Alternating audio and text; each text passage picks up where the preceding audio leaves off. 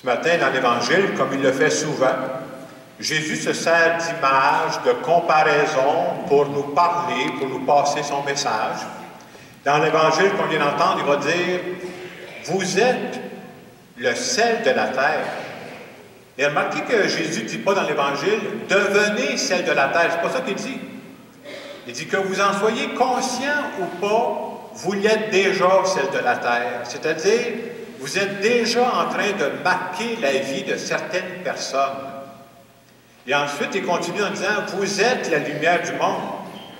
C'est plaisant de se faire dire qu'on est brillant ce matin. Il dit « Vous êtes déjà brillant, là. Mais profitez de ce que vous avez pour marquer les gens qui sont autour de vous. » Vous savez, quand Jésus dit « Vous êtes le sel de la terre », le sel, ça servait d'abord à conserver les aliments, puis on sait que ça donne du goût aux aliments. Il est en train de dire à ses disciples, là, toutes les petites actions que vous faites, là, oubliez jamais qu'elles sont importantes. Vous êtes en train de faire la différence dans votre monde. C'est important de se faire dire ça parce qu'on a souvent l'impression que ce que je fais, moi, bon, ça n'a pas beaucoup d'impact chez les autres. Et toute la parole de Dieu de ce matin va vous dire, hey, ce que vous faites a beaucoup plus d'impact que vous pourriez penser, même si c'est vrai que vous ne voyez pas tout de suite les résultats, là, mais il y en a un impact. Chaque fois qu'on essaie de poser des petites actions pour faire du bien, c'est comme si la parole de Dieu nous dit, soyez assurés, il va y avoir une suite. Ça ne restera pas comme ça. Il y a même une page d'Évangile qui dit, même de donner un petit verre d'eau à quelqu'un, il y aura une suite à ça. Alors ce matin, c'est ce qu'on se fait dire. Et quand Jésus dit, vous êtes le sel de la terre, vous êtes la lumière du monde, il est en train de nous dire qu'il veut passer par nous pour être des agents de changement dans notre monde. Et comment on peut être un agent de changement dans notre monde, nous autres? C'est d'abord et avant tout par nos gestes et nos attitudes, beaucoup plus que nos paroles. Si on fait ça, donc comme chrétien, comme chrétienne, on veut être des agents de changement. Comment? En agissant à la manière de Jésus. C'est pour ça que chaque fin de semaine, on lit une page d'Évangile pour le regarder agir. Jésus qui est accueillant. On le voit entre autres quand il a accueilli Zachée, le collecteur d'impôts. Il n'a pas commencé à y faire la morale, il l'a accueilli. Quand Jésus a accueilli la Samaritaine qui avait eu une vie mouvementée, son accueil était là. Et aussi, Jésus, c'est quelqu'un qui se laisse toucher. Plusieurs pages d'Évangile nous montrent ça. Il se laisse toucher par les personnes malades, par les personnes qui en arrachent. Alors nous autres, on peut dire qu'à chaque fois qu'on se laisse toucher par quelqu'un qui vit quelque chose de difficile, on est dans la bonne ligne. C'est exactement ça d'être quelqu'un aujourd'hui qui est sel de la terre, lumière du monde. Vous savez, on vit dans la société qui est la nôtre aujourd'hui. Et dans cette société-là, ce qui est très valorisé, c'est quand on fait un exploit qui sort de l'ordinaire. Quand on fait une réalisation, là, c'est fantastique. Mais on oublie souvent que même les gens qui réussissent de temps en temps à faire un exploit, ils ne réussissent pas ça tout seuls. Non, non, non, non, non. C'est souvent parce qu'il y a des gens qui les ont appuyés. C'est souvent parce qu'il y a des gens qui les ont soutenus. Et pour prendre les paroles d'Évangile d'aujourd'hui, je dirais c'est souvent parce qu'il y a des personnes qui ont été celles de la terre et lumière du monde pour eux autres, qui ont été capables de se rendre, de réaliser leur objectif. Cette semaine, quand je pensais à ça, je vais partir d'un exemple concret. La semaine passée, dimanche passé, c'était le match du Super Bowl, pour ceux qui suivent le football. J'avoue que moi, je ne suis jamais le football. Je ne suis pas ça. Mais dimanche passé, j'ai écouté un bout de Tout le monde en parle, puis à la fin, j'ai tourné ça. C'était la fin du match, et c'était vraiment bon.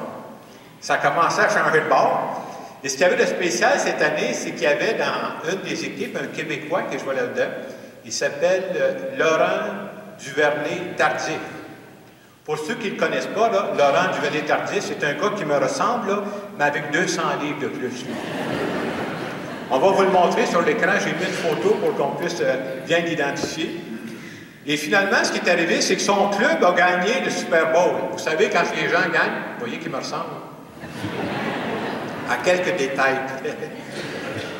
Son club a gagné. Vous savez, quand son club gagne, là, tous les journalistes, ils courent après. Hein, c'est le même que ça marche. Et je suis allé lire sur Internet, comme je ne suis pas tellement ça, je suis allé lire sur Internet, et j'ai trouvé ça beau ce qu'il disait.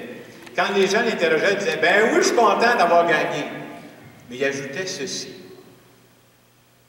Pensez pas que je suis arrivé là tout seul. Je trouve ça beau qu'ils disent ça. Il dit, dans tout mon parcours, moi là, si vous saviez comment j'ai eu besoin de mes parents, comment j'ai eu besoin de ma famille, comment j'ai eu besoin de ma blonde. Puis il repassait, hein? Il dit, même les autres instructeurs, il a joué au football là, au cégep André Grasset. Il dit, l'instructeur que j'ai eu là, j'en ai eu besoin. Quand je jouais à l'Université McGill, j'en ai eu besoin, hein?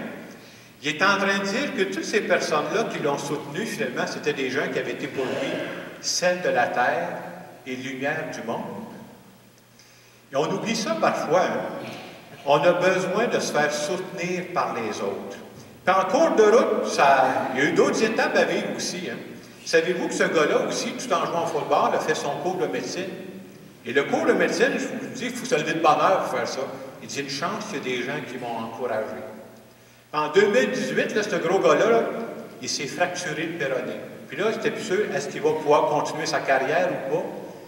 Il faut guérir la jambe, mais vous comprenez qu'il faut guérir le moral aussi. Hein? Une chance qu'il y avait des gens pour le soutenir.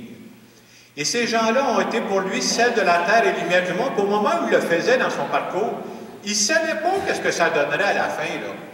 Tout ça pour nous dire, je prends cet exemple-là pour nous dire, les petits gestes qu'on pose aujourd'hui, c'est vrai qu'on ne voit pas toujours les résultats demain matin, mais croyons que nos petits gestes ont de l'impact chez les autres.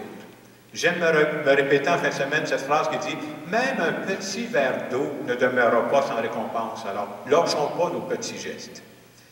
Jésus nous dit « Vous êtes lumière du monde. » Et si vous êtes comme moi, on aimerait toujours être des grosses lumières, mais on n'est pas toujours comme ça. J'ai pensé à vous présenter comment on peut être lumière du monde de différentes façons pour ne pas lâcher.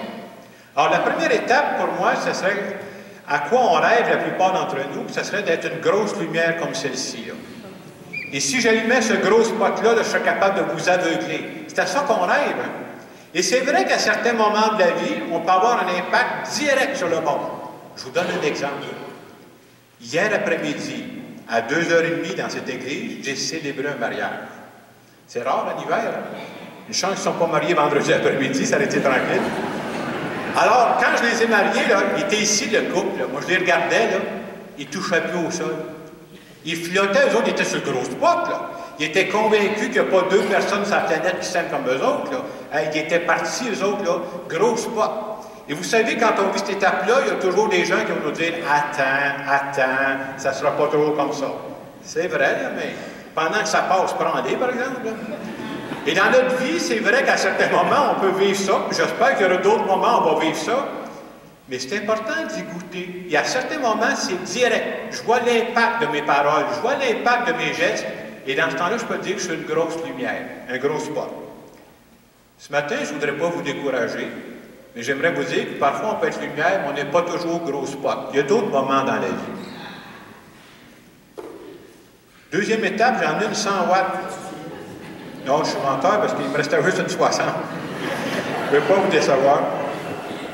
J'en ai cette lumière-là parce que je trouve que c'est symbolique de la vie. Ça, c'est la lumière qu'on a tous chez nous. Hein? À cette heure, il y en a qui sont tordus, en tout cas, il y en a qui ont des ampoules comme ça. C'est la lumière ordinaire. Mais savez-vous que c'est souvent dans les journées ordinaires qu'on marque le monde? Moi, je vous dis ça parce que je fais des funérailles à l'année. Vous savez ce qu'ils me disent, les gens? Ma mère, tous les jours, était prête à m'aider. Mon père était prêt à me dépanner. Ça, c'est dans les journées ordinaires. Est-ce importante, la petite lumière ordinaire? Essayez de penser qu'on viendrait dans l'église ce soir, là, puis la seule lumière qu'on a, c'est celle-là. Bien, je serais content de l'avoir. Ça éviterait qu'on se cogne dans les bancs, on verra plus clair. Hein? La petite lumière ordinaire, des jours ordinaires, elle est très importante. Dans ces moments-là, on est aussi lumière du monde. Je ne voudrais pas vous décourager ce matin, mais on n'est pas toujours les 100 watts. J'ai amené avec moi une petite lampe, on va vous la montrer. J'ai eu la chance de vivre une année de spiritualité à Rome, que j'ai été dans les catacombes, puis ils vendent ça, une petite lampe comme celle-ci. Alors, vous la voyez sur le grand écran, il y a un trou au centre, puis il y a une mèche. On peut mettre de l'huile, je peux l'allumer. Ce qu'il y a de particulier, si je l'allumais devant vous ce matin, là, vous savez ce que ça fait? On ne voit rien. Elle fonctionne, là, mais on ne voit pas la flamme. Et pour moi, c'est symbolique. Ça vous est peut-être déjà arrivé dans votre vie, il me semble que je me démène, j'essaie de faire du bien. Ça ne paraît pas. En tout cas, les autres ne s'en rendent pas compte. J'ai souvent entendu ça des parents, ils m'ont dit « Hey, je me dévoue, mon gars, ma fille, mais tu as dit de ce temps-là, là, je ne vois pas les fruits tout de suite. » Vous savez, c'est quoi le danger quand on fait du bien comme ça, puis on ne voit pas les résultats. Mais tu es tenté de dire, c'est comme ça, on va prendre un break, hein, on va lâcher. Et j'aimerais vous dire que même dans ces moments-là, on est lumière du monde, et c'est important de ne pas lâcher. Je vais vous montrer la même lampe, on va vous la montrer. Elle est photographiée la nuit. Vous voyez comment la petite flamme, elle est importante? Et on vit dans un monde, la noirceur qui est autour, on vit dans un monde qui a beaucoup de désespérance. Alors, à chaque fois qu'on allume une petite lampe pour apporter la lumière dans notre monde, on ne perd jamais notre temps. Moi, c'est le message que j'aimerais retenir en fin de semaine à partir de cette parole de Dieu. On est venu ici pour rencontrer Dieu. On est venu ici pour vivre l'Eucharistie, pour dire à Dieu, viens nous aider dans ce monde-là dans lequel on vit, là, d'être celle de la terre et lumière du monde. Des fois, ça va paraître, ça va flasher, ça va être le gros spot, tant mieux. D'autres fois, ça ne paraîtra pas. Mais on a choisi de croire, moi je crois à la parole de Dieu qui dit, même un petit verre d'eau ne demeure pas sans récompense. Alors ce matin, en poursuivant notre célébration, je vous invite à prendre quelques moments avec Dieu pour lui dire, viens m'aider, moi, à travers mes petites actions, d'être celle de la terre et lumière du monde pour les gens qui m'entourent.